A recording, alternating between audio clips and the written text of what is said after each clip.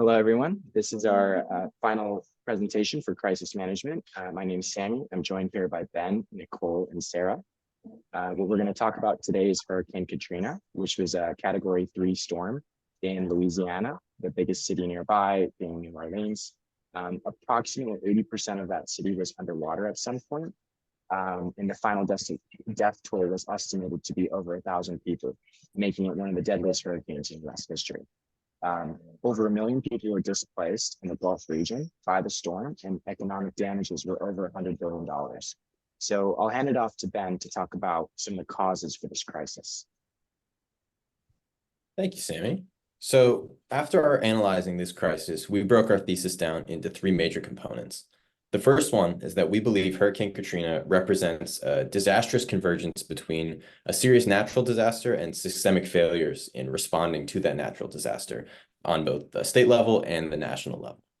Secondly, we believe that some of the inadequacies in forecasting the storm, the delayed evacuations, and the breakdown of intergovernmental communications emphasized how important a good disaster management strategy would have been in this situation. And finally, we think that Katrina's legacy mandates a re-evolution of our national emergency protocols, and we need to understand how best to respond to these types of crises moving forward, especially as climate change continues to worsen and we face natural disasters of this type at an increasingly high rate. So we can break down the causes of this crisis into 3 separate categories. First, we can start before the storm with the failure of the early warning systems. Now, it is worth noting that Hurricane Katrina is unique from a natural disaster perspective in that it seemed like it was going to be a much lighter storm than it ended up being, just based on the weather patterns within the Gulf of Mexico. But beyond that, the failure of the early warning systems came from the fact that the algorithms were not able to predict what the storm was eventually able to do. So the city and the state as a whole and the government as a whole were not predicting as serious a disaster as they ended up facing.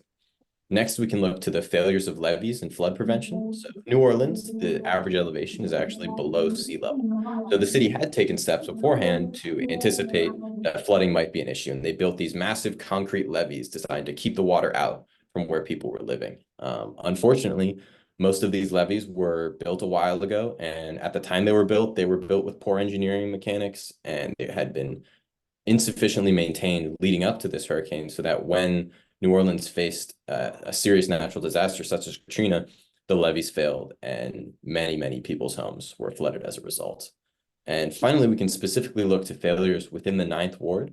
So the 9th Ward is a lower income area of New Orleans that was protected by levees. However, when those levees broke, most of these people lost their homes in their entirety. And the failures in the 9th Ward in particular highlight failure to protect these at-risk communities, especially in a city that should have been better prepared for the crisis that they faced. A few key stakeholders and their roles in their response to Katrina. First, we'll start with the federal government, FEMA. They faced significant criticism for its slow and disorganized response. There was delays in aid distribution, miscommunication, and a lack of trained personnel. Lack of a clear command structure caused confusion and worsened the response to the crisis. At the state level, there was a state government of Louisiana with Governor Kathleen Blanco at the helm struggled with the impact of the disaster. The state's delayed emergency services and ineffective coordination with federal agencies led to public outcry and strained relations with FEMA. At the local level in New Orleans, Mayor Ray Nagin and city officials were scrutinized for their delayed evacuation orders and inadequate provisions at the Superdome. Residents of the lower 9th Ward experienced unimaginable losses due to the levee breaches, stressing the intersection of poverty and disaster vulnerability. Those who could not evacuate, citizens faced dire conditions at the Superdome, which was ill-equipped to handle the surge of people seeking refuge. Now I'll pass it to Nicole, who will cover course concepts. Yeah, so now that we know a little bit more about what happened, let's take a look at it through the lens of class. For the first phase in terms of preparedness, they actually did get the first one right. FEMA had a great culture and reputation going into this. They were really well known and trusted in terms of disaster relief. There was also good feelings towards both the mayor, the state government. Everyone felt very prepared going into this based on the previous few hurricanes. Unfortunately, they were not as prepared as they actually ended up thinking they were. From a planning perspective, they certainly fell short. And it turned out that in terms of monitoring, like Ben talked about, they just were not up to snuff in terms of the technology that they were using in order to adequately see the situation evolving.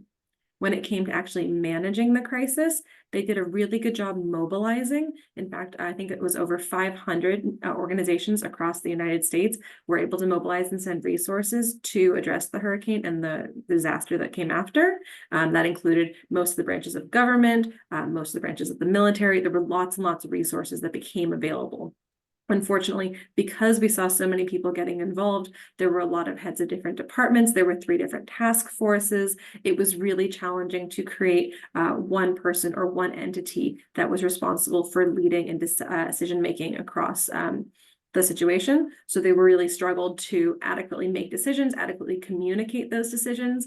At one point as well, almost all infrastructure for communication went down. So it was really hard, and they actually had to rely on amateur radios to convey information both to stakeholders in terms of survivors and other organizations. So that was certainly not ideal. In terms of recovery, a lot of government agencies did what they could in terms of resources, in terms of reallocation of priorities, and there was a lot that was really done to support survivors after the fact.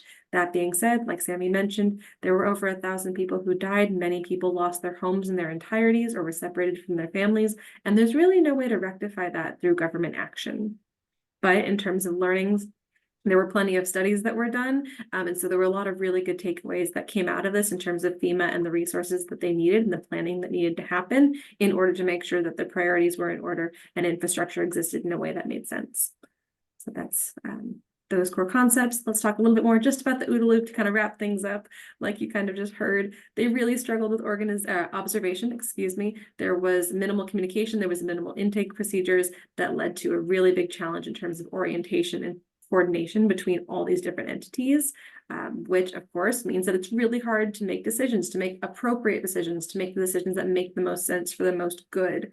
And ultimately, if you can't decide on what to do, you certainly can't act. So in this situation, while there was really good intention, we see almost every single part of the OODA loop was in fact broken.